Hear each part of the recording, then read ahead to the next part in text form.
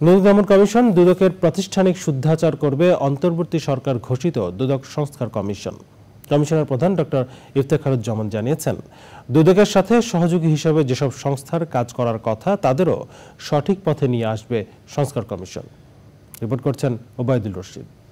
জুলাই গণহত্যা স্মৃতি ফাউন্ডেশন নামে জাতির উদ্দেশ্যে দেওয়া ভাষণে রাষ্ট্র সংস্কারের অংশ হিসেবে প্রাথমিকভাবে ৬টি কমিশনের ঘোষণা দেন অন্তর্বর্তী সরকারের প্রধান উপদেষ্টা ডক্টর মোহাম্মদ ইউনূস।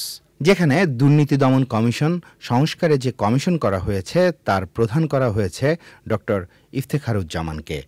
চ্যানেল আইকে ডক্টর ইফতেখারুজ্জামান বলেন, গত ১৫ বছর দুদকে রাজনৈতিক নিয়োগ হয়েছে।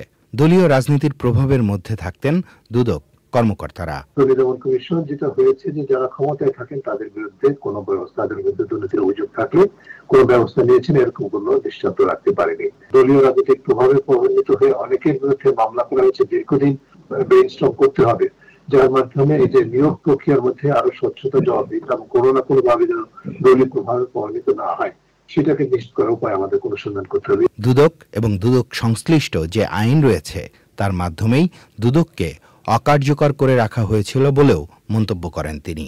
দুদক নিজে এবং দুদকের সাথে যে সমস্ত সংস্থাগুলি সহযোগী হিসেবে কাজ করার কথা, বিশেষ করে বিএফআইইউ, জাতীয় রাজস্ব board, CID, attorney generals office, এই ধরনের সংস্থাগুলো কিন্তু তাদের যথাযথ ভূমিকা পালন করতে ব্যর্থতার পরিচয় দিয়েছে দীর্ঘকাল। এই প্রেক্ষিতে কি করণীয় সেগুলোকে আমাদেরকে ভাবতে হবে, কারণ এদের সহায়তা ছাড়া উচ্চ পর্যায়ে দুর্নীতি নিয়ন্ত্রণ করা যাবে না। বাজার প্রতিরোধ এবং বাজার থেকে অর্থ ফেরত আনার যে দায়িত্বটা দুদকের হাতে আছে সেটি তারা সঠিকভাবে পালন করতে পারবে। দুর্নীতি দমন কমিশনকে ঢেলে সাজানো প্রয়োজন বলে মনে করেন সংস্কার কমিশনের প্রধান। সংস্কারের জন্য নির্ধারিত সময়ের ভেতরেই কাজ শেষ হবে বলে প্রত্যাশা করেন ডক্টর ইফতেখারুজ্জামান।